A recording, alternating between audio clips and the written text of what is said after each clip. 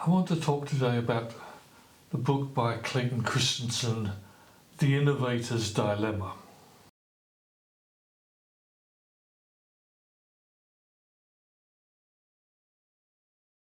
And I want to talk about the book because it's interesting in its own right, but it also brings to mind for me a number of important issues about research. And one of the aspects of research it brings to mind for me is how I came across the book in the first place. If you're going to become a researcher, if you're going to dedicate your life to being a researcher, it's not something that you turn on and off. It's not a job that you do. It's a way of living, and you're always on the lookout for new ideas, new perspectives, some stimulus that is going to send you off in a different direction and find some new insights. It's part of living the examined life, reflecting on your activities, and as Socrates famously said, the unexamined life isn't worth living. So I actually promote this as an aspect of life that you should be cultivating. You should be curious about everything.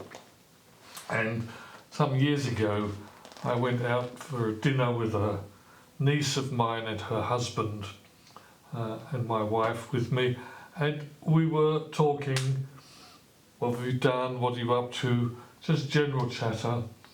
And the husband of my niece had just finished an MBA course, and he'd been studying this book, a book I had not at that time heard of, and he explained the main thesis that Christensen puts forward in the book, which is an interesting one. It's a book that's based on research.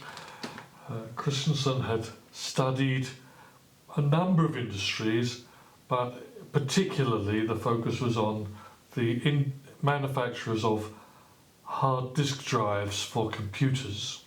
And what he discovered was that over time, suppliers of products tend to move upmarket as their customers become more sophisticated and more, I suppose more wealthy.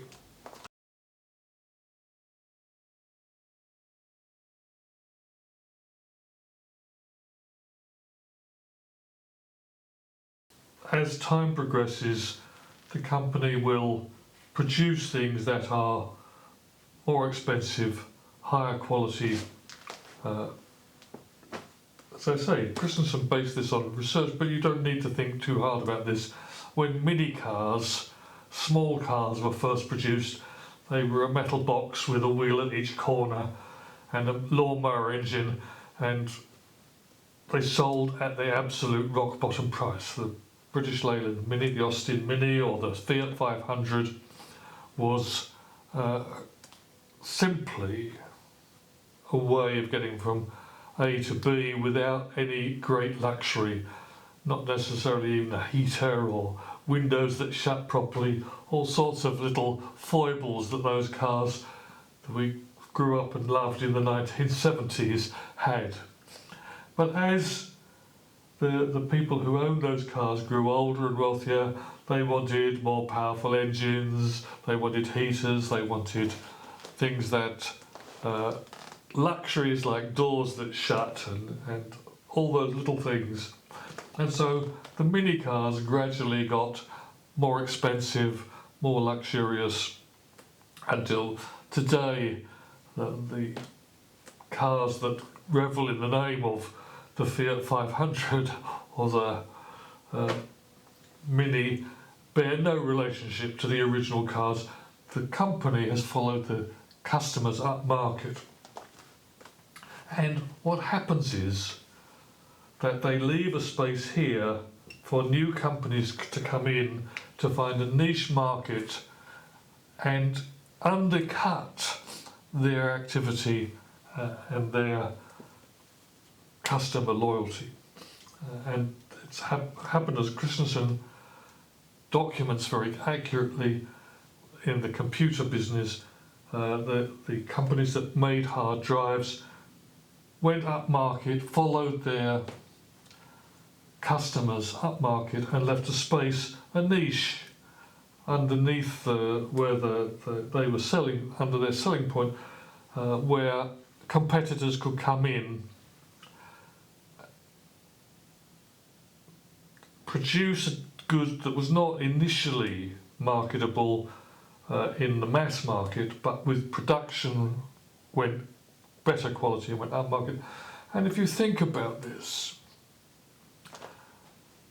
the entry-level computer costs about £1,000, and it has for the last 40 years. But every time computer components get cheaper, the manufacturers add features, and so the entry-level computer is becoming more and more expensive, or as it were, it's not dropping in price as the components drop in price, but they're adding features to keep the price the same. You can buy a good computer, you can buy a very reasonable computer for $50 now, the Raspberry Pi, and maybe that's something I'll talk about again in the future, but the entry level for most laptops, tablets, is somewhere in the region of £1,000, and that doesn't look as though that's dropping. That's what the market was saying. So the manufacturers are following upmarket. Now, that's an interesting chat over dinner that I had this book explained to me in essence. I then went away and read it. And why am I talking about it in a podcast or a YouTube video on educational research? Well, because universities have been doing the same thing.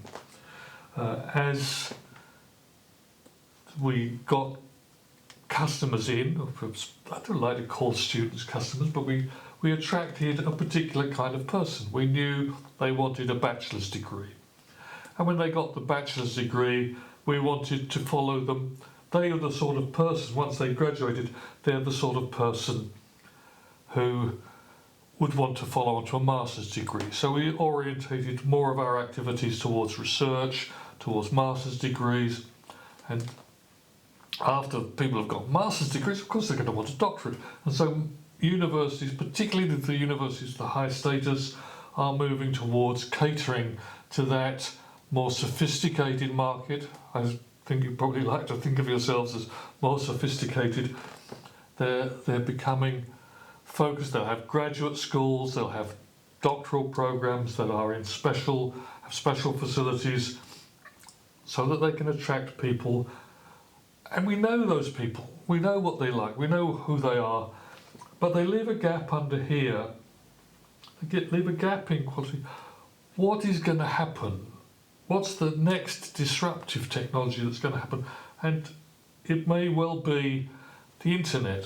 And if anybody ever works out what the internet is for, particularly in terms of sophisticated learning, then universities are going to have their market cut away from underneath them, just as, in Christensen's terms, Harley Davidson had their market cut away from underneath them.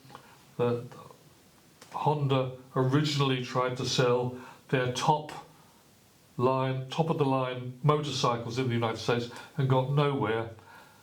Where they found a niche in the market was with the Honda 50.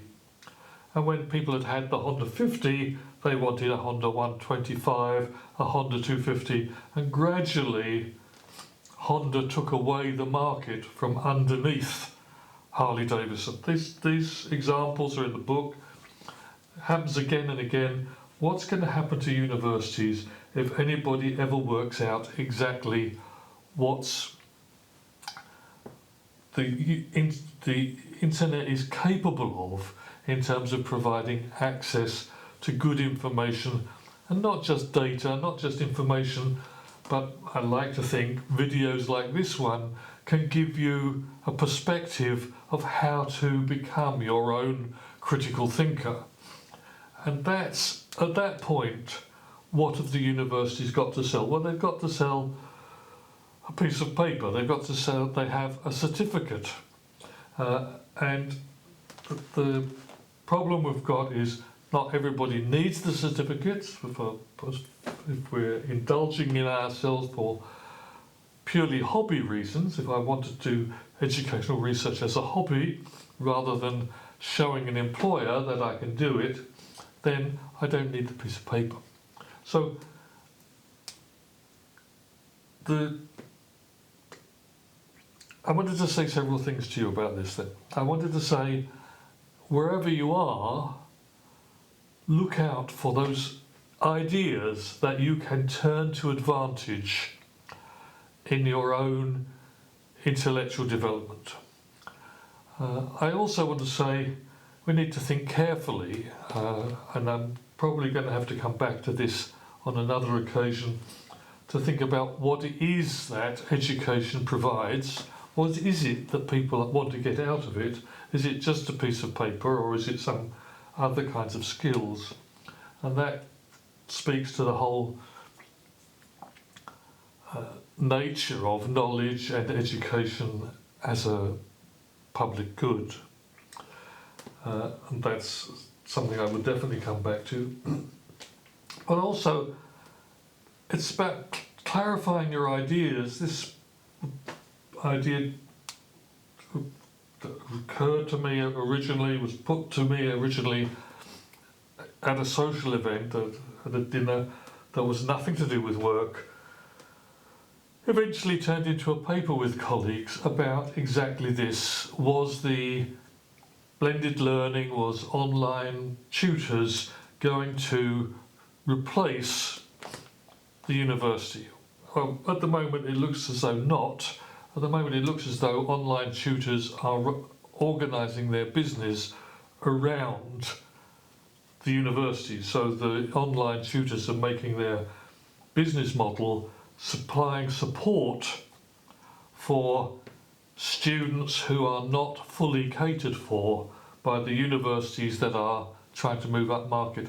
But there is a danger here, and I think that Christensen pointed to it, and any grist to the mill will help us to clarify our ideas, get a new perspective, and can help us in our search for, well, publications, if that's your thing, for ideas, for clarity, for whatever it is that you seek through the examined life that you should be looking at, reflecting on at all aspects of your thinking at all times.